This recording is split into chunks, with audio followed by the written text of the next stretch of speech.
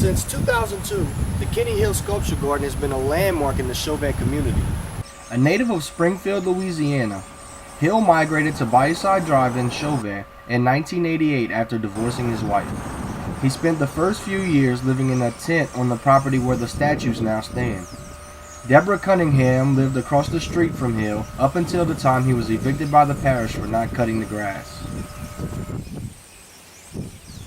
Kenny found out that there was property here to rent for cheap, and he acquired getting the property across the street, and that's how it all came about that Kenny came and lived down here. He was a bricklayer by trade, so he would go and work in Tennessee and come back here and stay on his property. He'd only pay $20 a year for his house until he cleaned all the area out and built the sculptures that he has.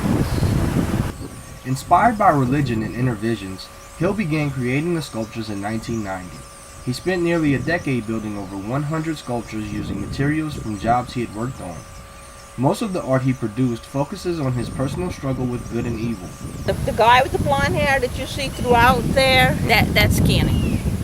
He pictured himself several different places in there. Hill is quoted saying that the sculpture garden is about living and life and everything he has learned.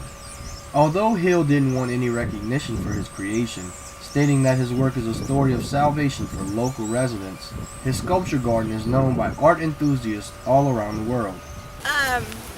Well, most people see it on the internet and through word of mouth, and that's how we get the tourists from the internet. Because I've met people from all over the world, Germany, England. Lots of people from England come to see the culture. In early 2000, Hill was evicted and abandoned his art and his home. His home has since been demolished, but thanks to the Kohler Foundation and Nicholls State University, the sculptures have been preserved.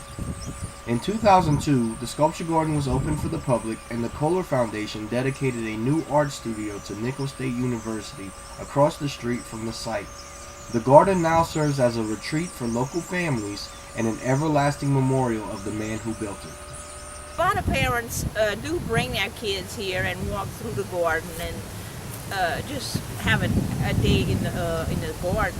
Hill's whereabouts have been unknown for years, but it is rumored that he is still alive in a nursing home.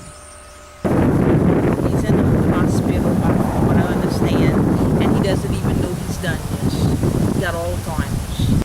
Although short and misty, Kenny Hill's story has had a large impact not only on the small bayou community of Chauvin, Louisiana, but on art communities all over the world.